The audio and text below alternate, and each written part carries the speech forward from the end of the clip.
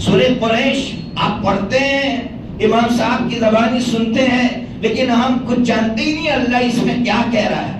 اللہ رب العزت قریش کے لوگوں سے کہہ رہا ہے، اور پیغام اللہ قیامت تک آنے والے لوگوں کو دے رہا ہے اس صورت میں کہ اے قریشیوں، میں نے تم کو دو بڑی نعمتیں دی ہے۔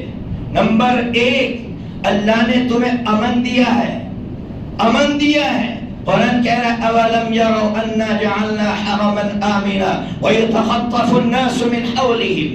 قرآن کہہ رہا ہے تمہیں اللہ کی اس نعمت کا احساس نہیں ہے کہ چاروں طرف لوگ مارے جا رہے ہیں، اللہ نے تمہیں امن کے ساتھ رکھا ہے۔ اس ملک کے بھارت میں ابھی بھی امن قائم ہے۔ آج آپ جا کر دیکھیے ملک کے شام کے مسلمانوں کو کس طرح کاٹا جا رہا ہے، مارا جا رہا ہے۔ قرآن کہہ رہا ہے میں نے امن دیا ہے۔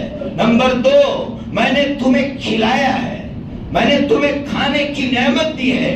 آج بھی اللہ کے بندے اس ملک میں امن و شانتی کے ساتھ کھا رہے ہیں۔ اللہ فرما دی یہ دو نعمتیں اگر میسر ہے تو اللہ کی عبادت کرو، اللہ کی عبادت میں لگ جاؤ، اور اگر نہیں کی اللہ کی عبادت تو اللہ قرآن مجید میں 14ویں پارے میں، غالباً 14ویں پارے کی آیت ہے، اللہ کہہ رہا وَضَرَبَ اللَّهُ مَثَلًا قَرْيَةً، اللہ کہہ رہا تمہارے سامنے اس بستی کی مثال ہے جس کو اللہ نے امن بھی دیا تھا، اللہ نے کھانے کی نعمت دی تھی، لیکن انہوں نے اللہ کی عبادت نہیں کی۔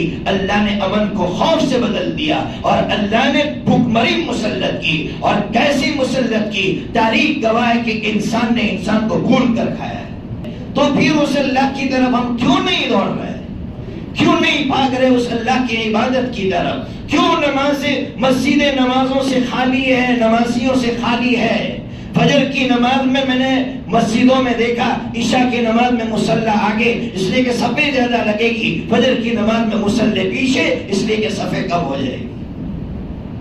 یاد رکھو اللہ کہہ رہا ہے، یاد رکھو میں امن کو خوف سے بدل دوں گا، اور میں ایسی بھوک مری مسلط کروں گا کہ انسانوں کو بھون کر کھائے گا۔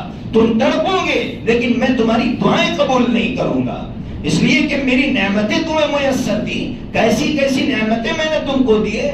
میں نے حضرت مولانا الیاس صاحب بٹکلی دامت برکاتہم کے حوالے سے کہا پچھلی جمعہ میں نے کہا کہ حضرت مولانا الیاس صاحب بٹکلی دامت برکاتہم فرماتے ہیں کہ ہمارے یہاں 6 مہینے کا بچہ تھا، وینٹیلیٹر کے حوالے کر دیا گیا تھا۔ میں ایک مرتبہ ہسپتال میں گیا، 6 مہینے کے بچے کو جب میں نے دیکھا کہ وینٹیلیٹر کے حوالے کر دیا گیا ہے، حضرت مولانا فرماتے ہیں میں ایسا رویا ہوں وہاں کھڑے ہو کر۔ جب میں گھر آیا میرے پوتے کو دیکھا، 5 سال کا پوتا کھیل رہا تھا، اچھل رہا تھا۔ میں نے اللہ کے سامنے کھڑے ہو کر شکرانے کی نماز ادا کی کہ اللہ میرا یہ پوتا سانسیں لے رہا ہے، اور تیرا وہ بندہ 6 مہینے کا ہے، وینٹیلیٹر کے حوالے کر دیا گیا، ایک ایک سانس کے لیے تڑپ رہا ہے۔ اللہ تو چاہتا تو اس کی بھی سانسیں چھین سکتا تھا۔